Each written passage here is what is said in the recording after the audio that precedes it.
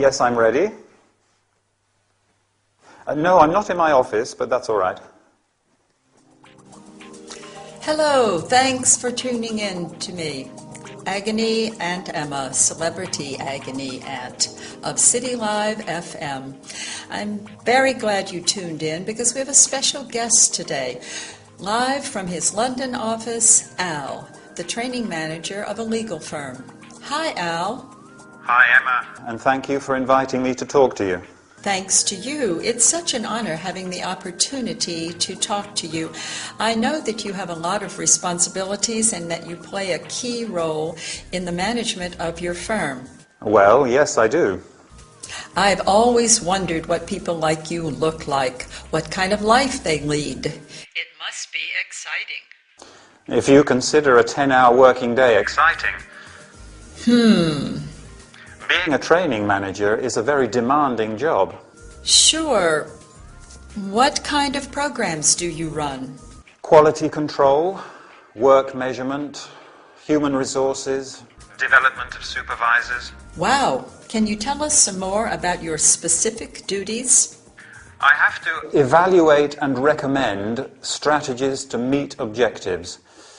I also coordinate the development of training materials and evaluate the effectiveness of our training programs. Evaluation criteria? Yes. They have to be specific, measurable, obtainable, and timely. What about measuring your outcomes? Right. I also have to set the company's goals and measure training outcomes in order to achieve long-term success. Well, Al, thank you very much. It's been nice talking to you. Bye-bye. Thank you. Bye.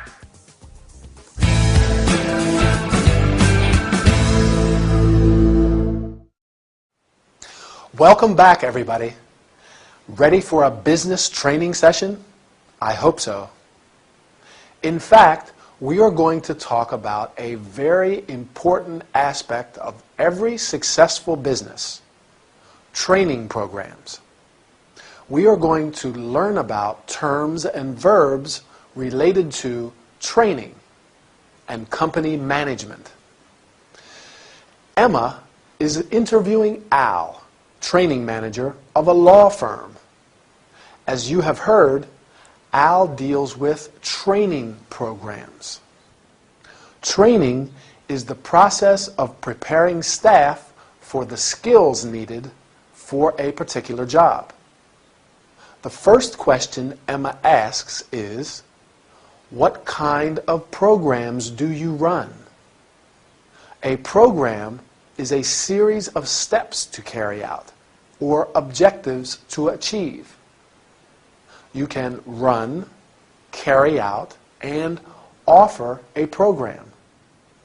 The programs are, do you remember? Quality control, work measurement, human resources, and development of supervisors. Then Emma asks, can you tell us some more about your specific duties? A duty is something that you have to do because it's part of your job. Al answers that he evaluates and recommends strategies to meet objectives. An objective, or aim, is something that you plan to do or achieve. You can meet or achieve an objective. Al has also to coordinate the development of training materials and evaluate the effectiveness of training programs. You can say training materials, training programs, or training courses.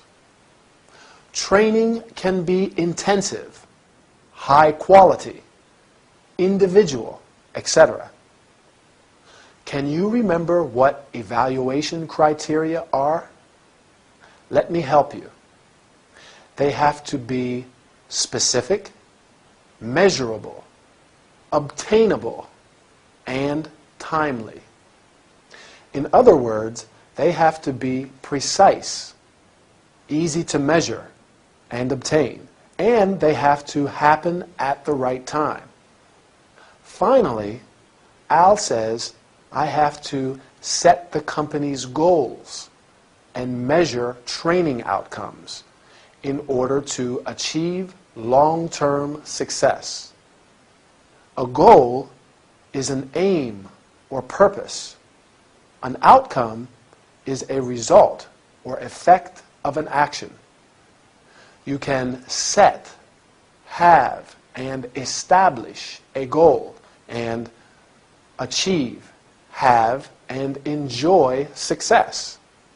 For example, you have set the goal of learning English, and I am sure you will achieve huge success. That's all we have time for today.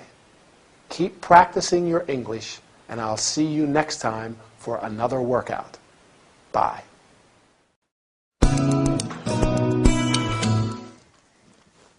Is that everything? Yes. Good. Oh, and remember to make sure that Miss Bree's boyfriend, Diggs. Yes, Mr. Diggs, make sure you let him know that he won't be admitted to this press conference. I'll call O'Connor straight away. Wait a minute, Linda. Let's go through it all one last time. I want to be 100% sure we haven't forgotten anything important. But we've just been through it twice. I'm 200% sure we didn't forget anything. Well, I'm not. So bear with me one more time and I'll let you get on with your work. Fine. Okay. So, O'Connor and Miss Bree know about our meeting? Yes. Okay, what time are they arriving? At 9:30. We're holding the press conference as soon as we finish the meeting. Do they know about that? Yes, they do. We have to be ready to start the conference by 11:30 at the latest. Yes, I know. Is Miss Bree's mother coming this time? Would you like me to call O'Connor and ask him? No, that won't be necessary. What about our client? Will his son be present? I don't know. I didn't send him an invitation. Please, Linda, I have to know who will be there. I'll find out. Is everything arranged for the buffet after the conference? Yes. I booked the catering company 2 weeks ago. I called them yesterday and confirmed everything. Okay, what time are they arriving? At around 10. What else? That's it. Are we forgetting anything? No, we've double-checked, even triple-checked everything. Ah, I almost forgot. A few journalists are interviewing Bree and Peterson after the conference. Now, we should arrange for them to have 2 rooms where they can hold the interviews. I did that yesterday. I'll let you get that. Hello, Miranda Cunningham speaking.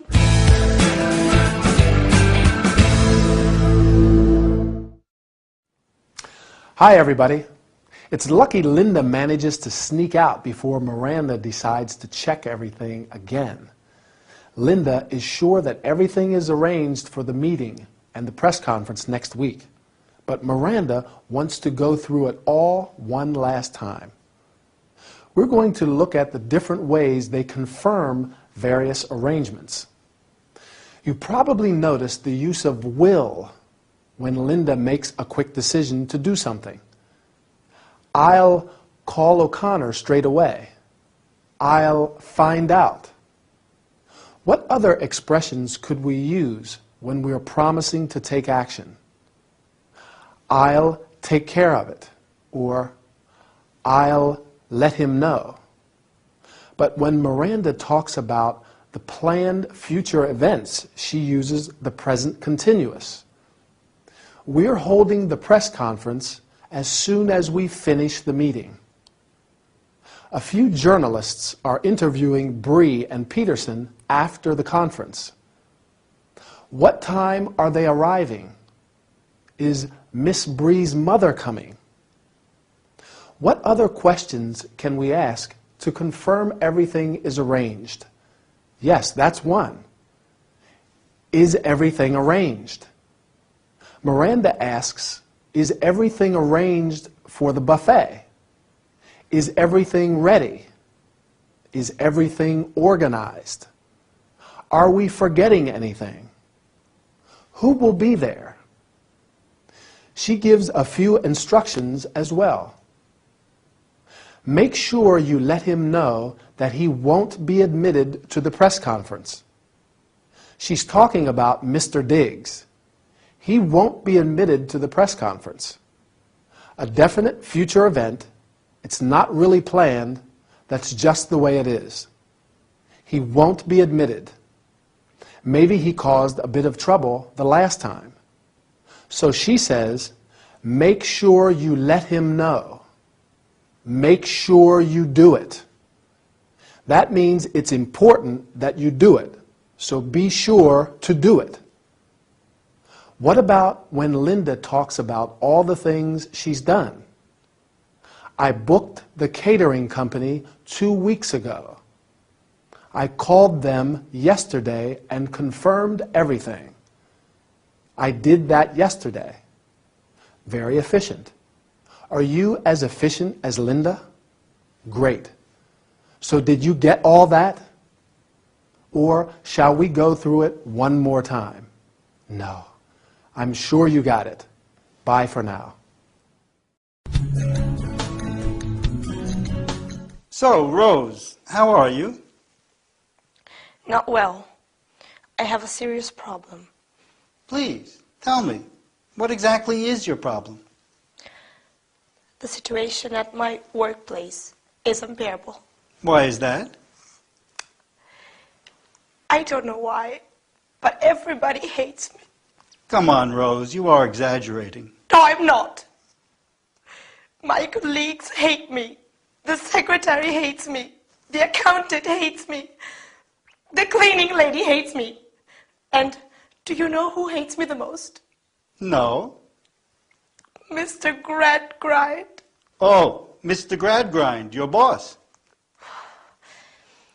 You should see what dirty looks he gives me. Sometimes I think he would like to kill me. I understand, Rose. The problem is probably not as serious as you think.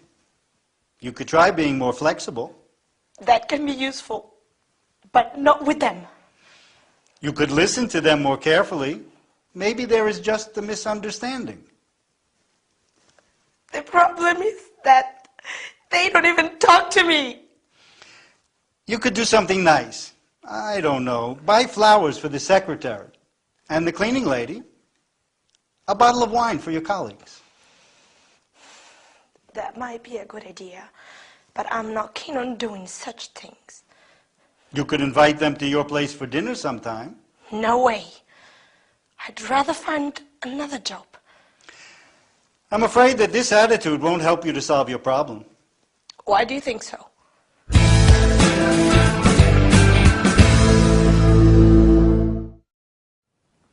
Hi and welcome. Do any of you have problems with colleagues?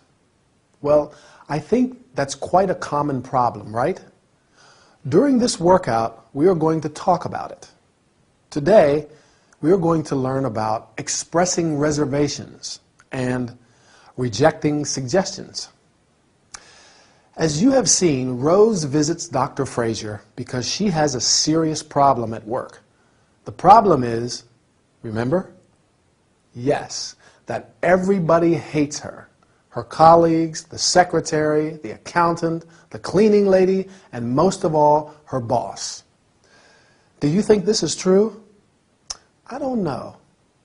However, Dr. Frazier is very patient and offers some suggestions in order to help her solve her problem. Unfortunately, Rose is very uncooperative. First, Ray suggests trying to be more flexible, and Rose answers, that could be useful, but not with them. You can also say, that is good advice, but, and the problem is that. When Ray suggests to her to make a kind gesture, like buying flowers for the secretary, Rose rejects his suggestions. Can you remember what she says? I will help you. I am not keen on doing such things. Keen means very interested, desirous to do something. For example, they were keen to start work, and he's keen on martial arts.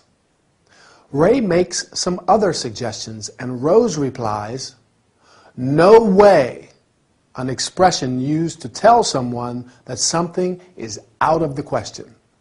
And "I'd rather find another job," meaning that she would prefer to find another job instead of following Ray's advice.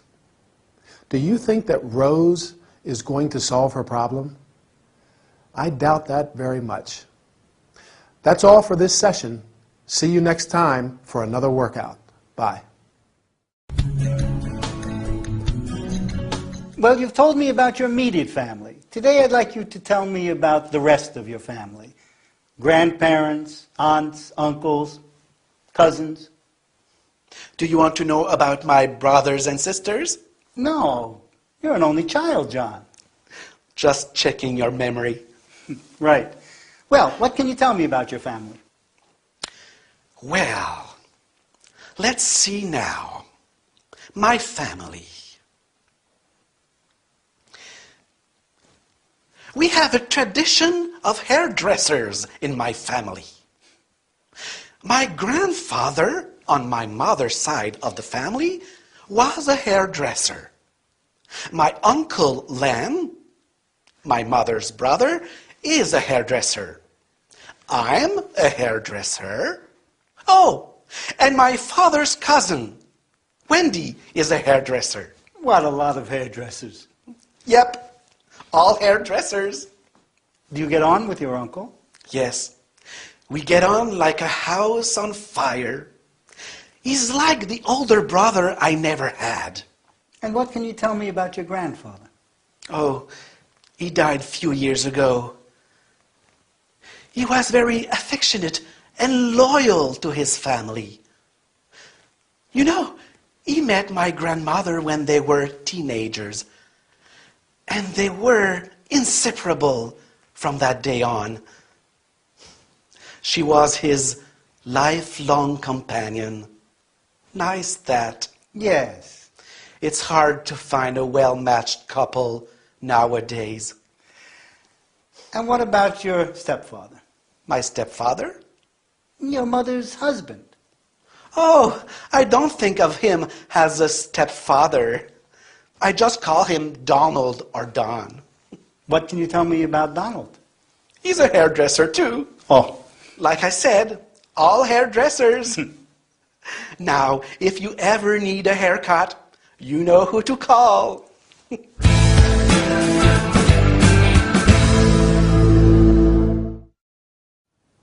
Hi there. I lost count of how many hairdressers there are in Mr. Little's family. His grandfather, his uncle, his father's cousin, and his stepfather, and of course him. Well, I think this is the perfect opportunity to talk about family. This time we're going to look at all the family members outside the immediate nucleus. So let's say that the immediate family members are the parents, mother and father, and brother and sister. Now the extended family. Let's go in chronological order. We'll start with the older family members first. The grandparents, your mother and father's parents. Your grandfather and grandmother. Going down one generation to your parents' brothers and sisters, your mother or father's brother is your uncle, and your mother or father's sister is your aunt. Do you have any aunts or uncles? I have 2 aunts on my mother's side, my mother's sisters, and an aunt and an uncle on my father's side, and I have a lot of cousins. My cousins are my aunts and uncles' children. I have 5 cousins. I also have 3 nephews and 1 niece. They are my brothers and sisters' children. Mr. Little doesn't have any brothers or sisters, so he doesn't have any nephews or nieces. Do you? I like being an uncle. My little niece Sophie loves me and I play football in the park with my nephews. Now, what about the members of the family you acquire through marriage? When you get married, your husband's or wife's family becomes your family-in-law, and the members of your family become his or her in-laws. Mother-in-law, father-in-law, brother-in-law. For example, my brother is married. His wife is my sister-in-law. I'm her brother-in-law. If your parents get married again, the person they marry is your stepfather or stepmother, and their children are your stepbrothers and or stepsisters. Mr. Little's mother has a new husband. He's Mr. Little's stepfather, although he says he doesn't really think of him as his stepfather. What does he say about his uncle? He says they get on like a house on fire. That means they have a good relationship. They get on very well. What about his grandfather? He was affectionate and loyal. He and his wife, Mr. Little's grandmother, were inseparable, lifelong companions. Ray's right. It's not easy to find such well-matched couples. Two people who are perfect together. Well, that's it for now. See you again soon.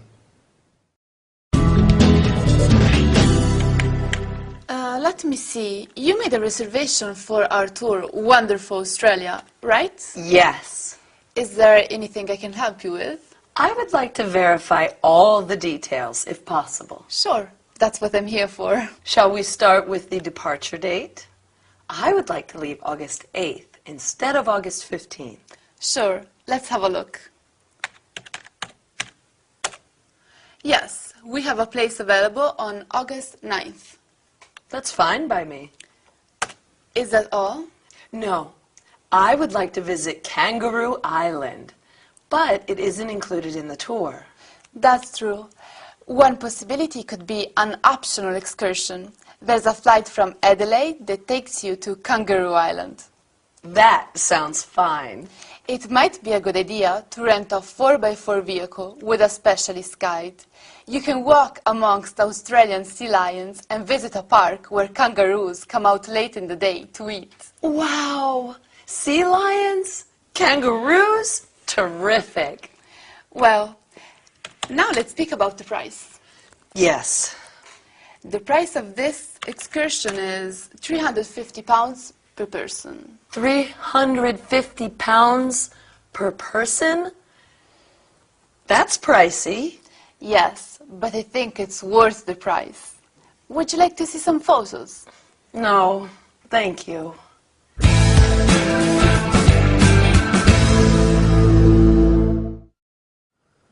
Hi, I am really glad to see you today.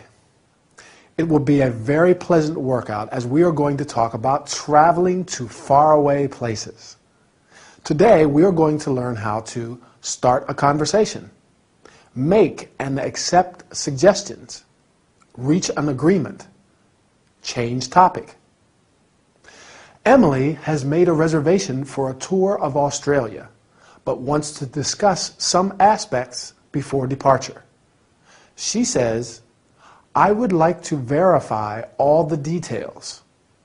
You could also say, I'm here to verify all the details, or I wish to verify all the details. Then she says, shall we start with the departure date? You can also say, let's start with the departure date, or I'd like to discuss the departure date.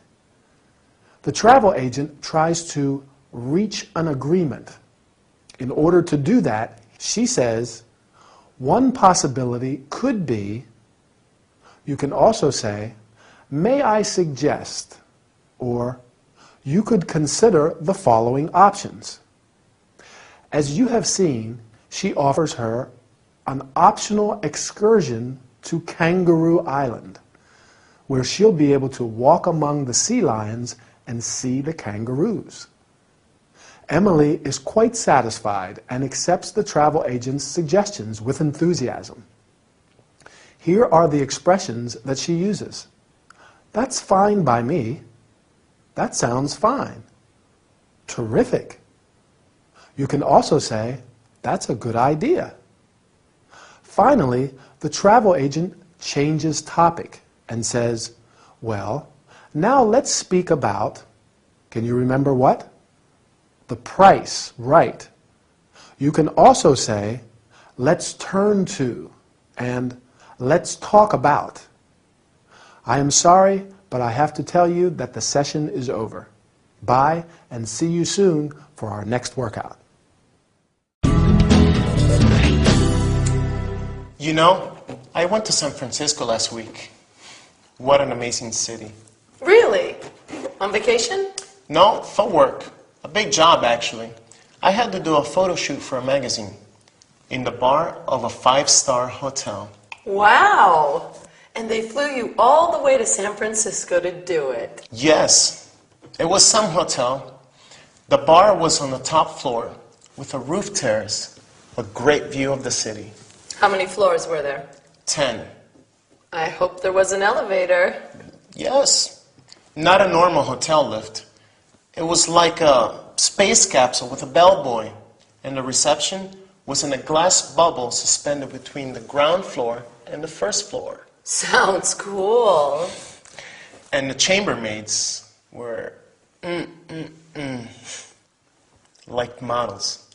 All beautiful girls wearing white catsuits. Wow. I'm sure. Not as beautiful as you, of course. Of course. What is a beautiful, talented girl like you doing in a place like this? What? Would you like to come to Rome with me next week? To Rome? Yes. I'm going to the opening of a Caravaggio exhibition. Why don't you come with me? I could reserve a room for you in the same hotel as me.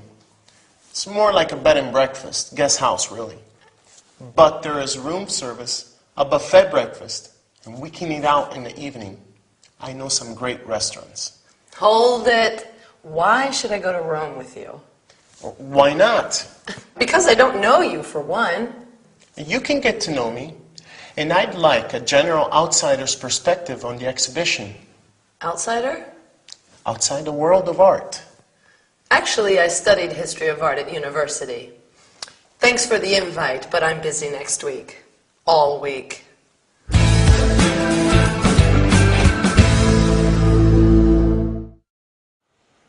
Hello again and welcome back. I don't think Archie got the reaction he expected from Emily. She was a little offended by his invitation, or invite, as she calls it. But let's get started with our training session. How does he invite her? Remember? Would you like to come to Rome with me next week? Why don't you come with me? He probably thought he was charming her with all the details about the hotel and the trip, but she turns him down. Now, as I want to talk about hotel and accommodation-related terms, I'm going to use Archie's descriptions of the 5-star hotel in San Francisco and the bed and breakfast in Rome to help me. I have to admit, the 5-star hotel does sound interesting. Do you remember what it was like? The reception was in a glass bubble suspended between the ground floor and the first floor. What do we call the person who works at the reception? The British term is hotel receptionist, and in the US it's hotel clerk.